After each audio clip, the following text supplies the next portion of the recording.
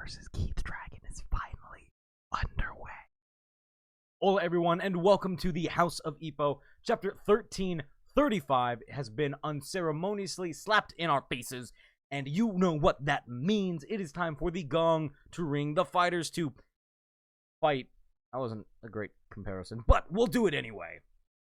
Chapter 1335 is the official beginning of the fight between Takamura and Keith Dragon. These two behemoths and legends in their own right will finally begin speaking with their fists. So let's dive into this with There's the Gong, because you have to have a good There's the Gong before any boxing match.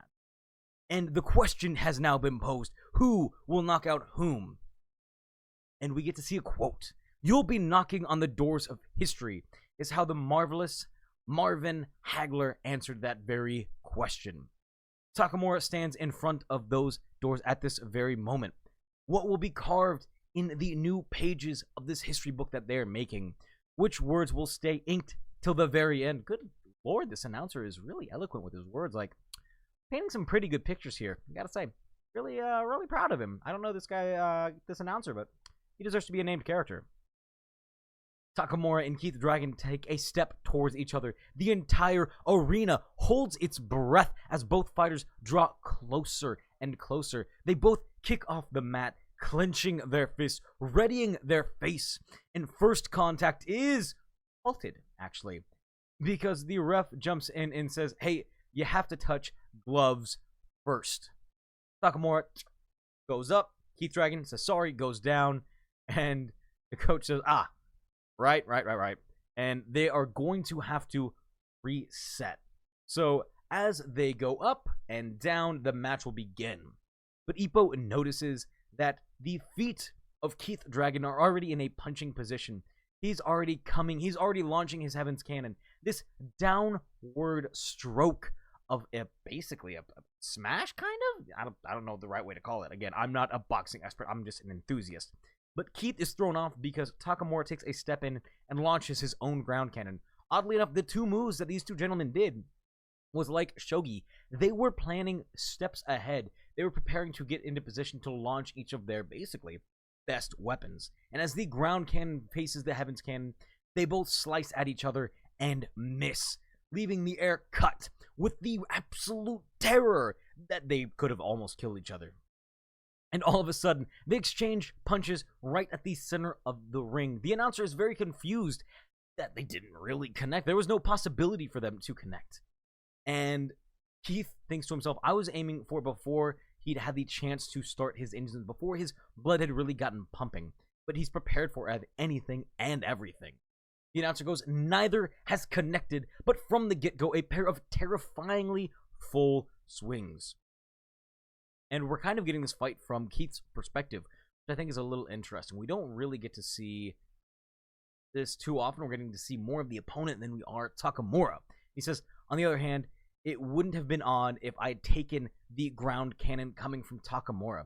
It's almost coincidence that it veered off like that. Like I thought the goddess of good fortune is protecting me. Keith is really believing in his goddess, but Takamura says, again, in Japanese, this is very important to understand, come on, tell me.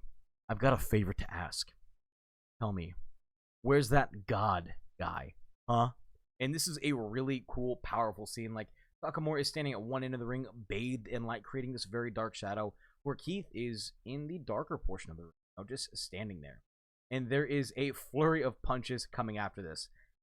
Keith just throws his punches in, and Takamura weaves in and out, in and out. He kind of looks a little bit like Ippo. And Takamura comes from underneath and really launches a punch towards Keith's face. Hola, mommy. Everyone say hi to Clarice.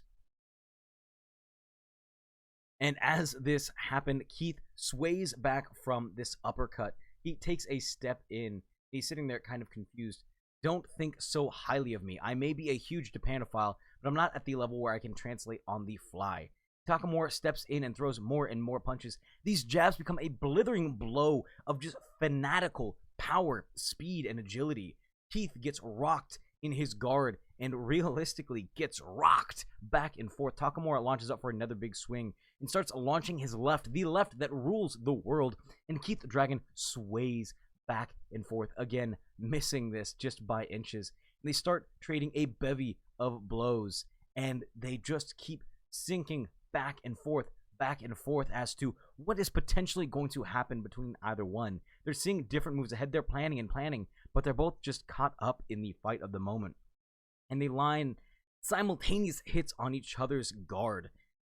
Takamura coming in from above, which is just directly opposite of the his ground cannon. Keith coming from below, and they both drop blood almost simultaneously from these two hits. And as Keith is starting to fly in with these amazing fists, Takamura cracks it down. He smacks it. He tightens up his right fist, flings it after a distraction with his left hook, and then Keith comes out of nowhere, throws a hook, nails Takamura just behind the temple. Almost looks like a rabbit punch, if I'm going to be completely honest. Pretty lucky that the ref didn't catch that. Okay, that was a terrible joke. I'm really sorry, guys. And Takamura then launches his right into the guard of Keith. Keith pulls back and starts launching the right of his own. They keep trading these blows back and forth, and they keep going. There's pain, there's determination that neither man wants to lose. And as they're coming in for the final blow, the ref steps in for the end of the first round. And that is the end of round 2. The entire arena is at a loss for words. Power and speed. This really shows why it's called super middleweight. Takamura and Keith Dragon seem to almost be evenly matched, but it's their mentality of what is to come that I think is really going to set the difference. We see Keith really depending on somebody else, the luck of the goddess, as he likes to call it, whereas Takamura has gotten through almost all of his fights through sheer determination and power and talent. Like, he has not once relied on luck. In fact, if we're going to be completely honest, there's been a few times where Takamura has gotten generally unlucky with his fights. Let's think about when he kept trying to throw the really gigantic uppercuts and just kept missing, and eventually the guy just comes in for the punch, and Takamura accidentally hits him with a accidental. I know that sounds like I'm saying that a lot, but this is genuinely how it happened. Like, just a punch to the guy's face, and the guy fell down, and Takamura was upset about that. But these two men are very evenly matched, blow for blow. They've both drawn the same amount of blood. They've both done very well in simultaneous hits and dodging. They both also played up this very beginning of the match. They were raring to go before they even touched gloves, and even then they were planning steps ahead. They were ready to attack when the time called for it. And honestly, just like Ippo, I cannot breathe because I am so excited about what's been happening. This was such an action-packed and honestly beautifully drawn chapter. The only criticism that I could even potentially consider making, and this just sounds nitpicky, and honestly, it's not that big of a deal.